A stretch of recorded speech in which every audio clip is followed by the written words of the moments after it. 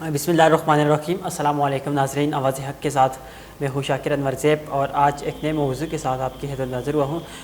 میرے ساتھ اس وقت موجود ہیں اویس نصیر بھائی۔ سب سے پہلے آپ کا بہت شکریہ اویس بھائی، آپ نے ٹائم دیا۔ بہت شکریہ۔ دوسرے نمبر پہ آج کا سوال ہمارا یہ ہے کہ اکثر ہم لوگ ویڈیوز بناتے ہیں غزوہ ہند کے حوالے سے کہ غزوہ ہند کیسے لڑی جائے گی، لیکن آج کی ویڈیو میں ہم بات کریں گے کہ غزوہ ہند جو ہے وہ شروع کون کرے گا، سٹارٹ کہاں سے ہوگی۔ تو سب سے پہلے اویس بھائی آپ کا بہت شکریہ۔ تو اس پہ تھوڑی سی نظر ڈالیں کہ غزوہ ہند کی پہل کون کرتا ہے اویس بھائی۔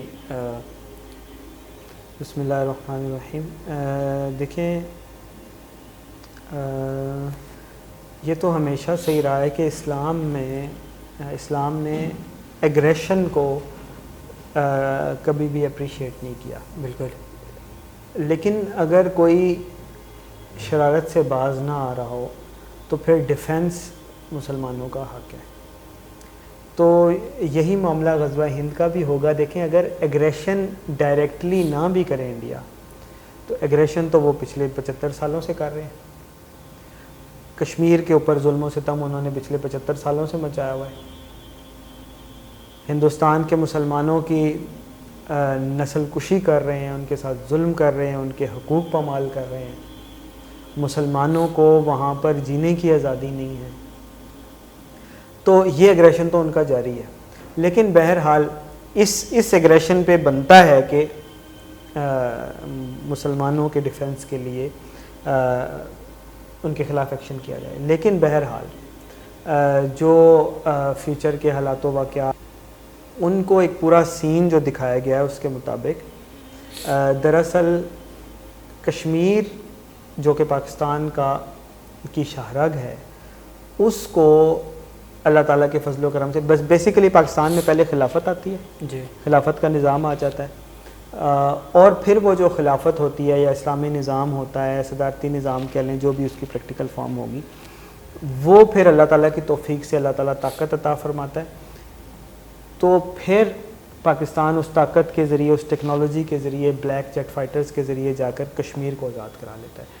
اور ایک طرف انڈیا اتنا بڑا اور دوسری طرف پاکستان ہے، ریلیٹیولی کافی چھوٹا ملک ہے، ٹیکنالوجی وائز بھی، اکانومی وائز بھی، پاپولیشن وائز بھی، رقبے کے لحاظ سے بھی، ملٹری کے لحاظ سے بھی، انٹیلیجنس کے لحاظ سے بھی، ہر لحاظ سے، ٹریڈ کے لحاظ سے پاکستان کافی چھوٹا ملک ہے۔ لیکن بہرحال اللہ تعالیٰ پاکستان کو، جیسے غزوہ بدر میں صورتحال تھی، ایک طرف 313 تھے، دوسری طرف 1000 سے زائد تھے، تو اللہ تعالیٰ پاکستان کو ٹیکنالوجی عطا فرماتا ہے، بلیک جیٹ فائٹرز عطا فرماتا ہے، پھر ان کے ذریعے سے پاکستان کی فورسز جا کر کشمیر کو آزاد کر لیتی ہیں۔ لیکن اس طرح کی صورتحال ہوتی ہے کہ دوسری طرف کوئی مقابلہ ہی نہیں ہوتا، جی، اور انڈیا آگے سے ریٹیلیٹ ہی نہیں کر پاتا،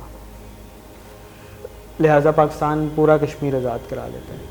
تو یہ پھر ایک پیش خیمہ بن جاتا ہے، اور پھر انڈیا اس جنگ کی تیاری کرتا ہے، اپنے سارے درندوں کو بلا لیتا ہے، پھر دنیا کو ہے مار کا روح و بدن پیش، تہذیب نے پھر اپنے درندوں کو ابھارا، اللہ کو پامر دیے مومن پہ بھروسہ، ابلیس کو یورپ کی مشینوں کا سہارا۔ تو یورپ کی اور ویسٹ کی، امریکہ کی، نیٹو کی، رشیا کی ساری طاغوت کی مشینیں پہنچ جاتی ہیں، فورسز پہنچ جاتی ہیں، ٹیکنالوجی پہنچ جاتی ہے، پھر انڈیا کے ساتھ مل کر پاکستان پہ اٹیک کرتے ہیں۔ جی، لیکن پاکستان کا اس میں کوئی نہ ہونے کے برابر نقصان ہوتا ہے۔ اگر پاکستان کا 10% بھی نقصان ہو جائے تو سمجھیں پھر تو پاکستان ہار گیا جنگ۔ اتنا بھی نقصان پاکستان کا نہیں ہوتا، اللہ کے فضل سے پاکستان اس قدر اللہ کی توفیق سے ریٹیلیٹ کرتا ہے، اور ایمان کے جذبے سے سرشار ہے، بے تڑپ۔ وہ کیا ہے کہ کافر ہے تو شمشیر پہ کرتا ہے بھروسہ، مومن ہے تو بے تگ بھی لڑتا ہے سپاہی، مومن ہے تو بے تیغ بھی لڑتا ہے سپاہی۔ تو اللہ تعالیٰ کی توفیق سے وہ تیغ بھی اللہ تعالیٰ عطا فرماتا ہے، طاقت بھی عطا فرماتا ہے، ہمت اور حوصلہ بھی عطا فرماتا ہے۔ تو پھر انڈیا کو جو ہے وہ پھر شکست کا سامنا کرنا پڑتا ہے، اور اس قدر نقصان ہوتا ہے کہ بس وہاں پہ یعنی جس کو کہتے ہیں نا، ککھ نہیں رہتا ان کا۔ ظلم ہی انہوں نے اتنا کیا ہوتا ہے، تو پھر ظاہر ہے اللہ تعالیٰ کی طرف سے بھی پھر عذاب کا کوڑا تو برسنا ہے۔ بے شک۔ بہت شکریہ اویس بھائی۔ آپ نے بڑے زبردست طریقے سے جو ہے وہ ایکسپلین کیا. انشاءاللہ اگلی بار بھی کسی نئے موضوع کے ساتھ آپ کی خدمت میں حاضر ہوں گے. تب تک کے لیے اجازت دیجیے. اللہ حافظ. پاکستان زندہ باد.